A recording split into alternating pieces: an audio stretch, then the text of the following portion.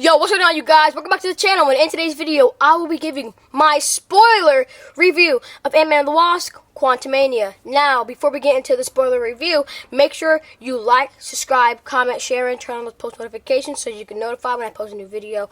And if you haven't seen the movie, leave and come back later and watch this video.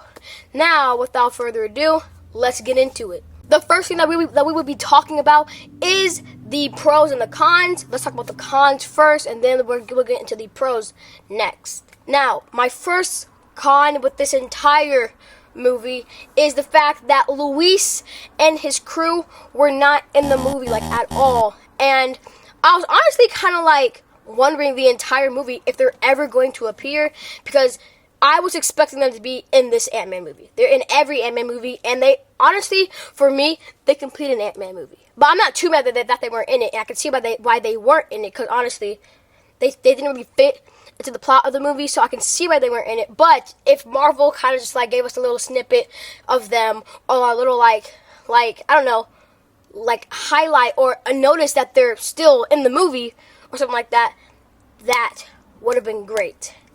But they weren't, and they didn't do that. Anyways, moving on to my next con. Now, my next con is, here comes the spoiler. If you're still here, and you haven't seen the movie, and you're just here to hear the spoilers, here comes the spoilers, so brace yourself.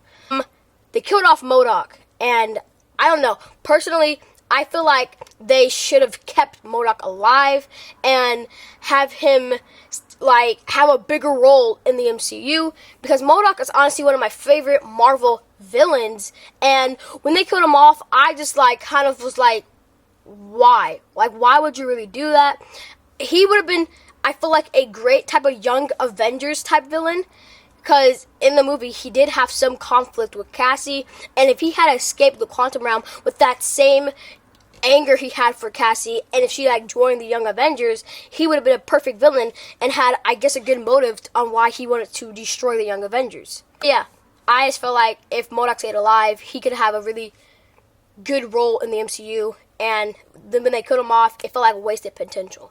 But that's just my opinion. Anyways, moving on to my next con. I don't know about you guys, but in this, for all the people that actually see the movie, in this movie, it felt like they kind of played Kang, because remember, y'all remember that one scene where Janet, it's like a flashback scene in the movie, and Janet had touched the orb that powered Kang's time chair, right? And remember that scene where she touched the orb and she saw all of Kang's memories, saw him destroy planets, timelines, universes, people, all that, blah, blah, blah. And it kind of, like, showed us how powerful Kang really is. And then they give us a scene in the movie where he was ran over by ants. Are you serious right now? I was just kind of confused on that. I felt like that was like, I don't know, it just didn't stand right with me. Like, you have this big, powerful, the next big bad of the MCU, and yet he gets ran over by ants. I just don't know, because he was doing a lot of things in this movie, especially in that flashback scene.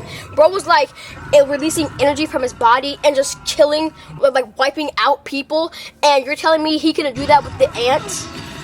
Now, that's the definition of plot armor.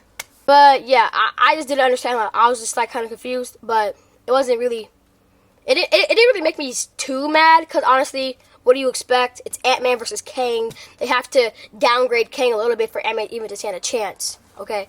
But, yeah, moving on to my next con. Actually, I think that's all. I think that's all the problems I have with the movie. Now, let's move on to the pros. One of my pros that people, like, didn't like about the movie, well, from what I've heard, that no one really died in this movie. And honestly, I was honestly kind of happy on that, because somebody usually, when it comes to, like, a movie like this, you would expect somebody to die because, you know, Kang's present in the movie. But no one actually died in this movie, not even Scott. Everybody, and I mean everybody, was predicting that Scott Lang was going to die for sure because of that one fight scene that we saw in the trailer.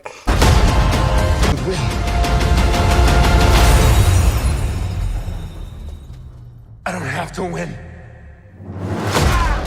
We both just have to lose. But he didn't die at all. No one died. There was no consequences, and that's what people. And that's like a problem that a lot of people have with this movie, because there's no consequences, and I didn't really understand that, because just because there's no consequences doesn't mean the movie's bad, I guess.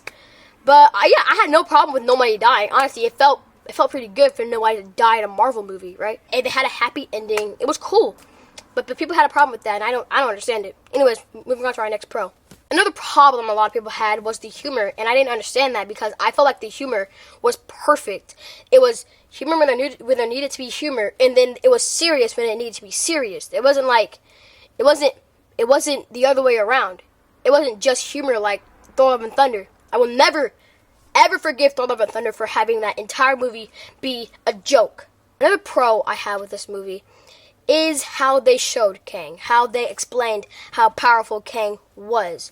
It was cool. I know I just said that they kind of downplayed Kang's power level by, him being ran over by the ants, but I do like the way they kind of explained and showed Kang and presented Kang in this movie, because personally, when I saw him in certain scenes, I was terrified of him, and this gave me that feeling I had when I first saw Thanos in Avengers Infinity War. I was terrified of him every time he came on the screen. And I wanted the same thing for Kang, because if he's going to be the next big bad, I feel like the audience, if they're scared of him, and the characters in the movie are scared of him, that's how you write a villain. Especially if the audience is scared of the villain, then that's top tier writing right there. That's just me personally, though. But yeah, that's my review for this movie, and I gave this movie a solid 8 out of 10. Go see it if you want, and give your own opinion. Don't try to just copy what everybody else is saying. The movie's bad. Give your true and honest opinion on this movie, because honestly, all the people that are saying it's bad are kind of wrong. And I'm pretty sure most people that are saying it's bad is critics, because look at the critic score for the movie and then look at the audience score. That's a big difference. So yeah, the movie was great in my opinion. I loved it. But yeah, go watch Ant-Man and the Wasp: Quantumania, and I'll see you on my next one. Peace. Ooh, wait. I will be doing a breakdown video for the post-credit scene of Ant-Man and the Wasp: Quantumania, which will obviously contain spoilers. Now, without further ado, let's get out of it. Peace.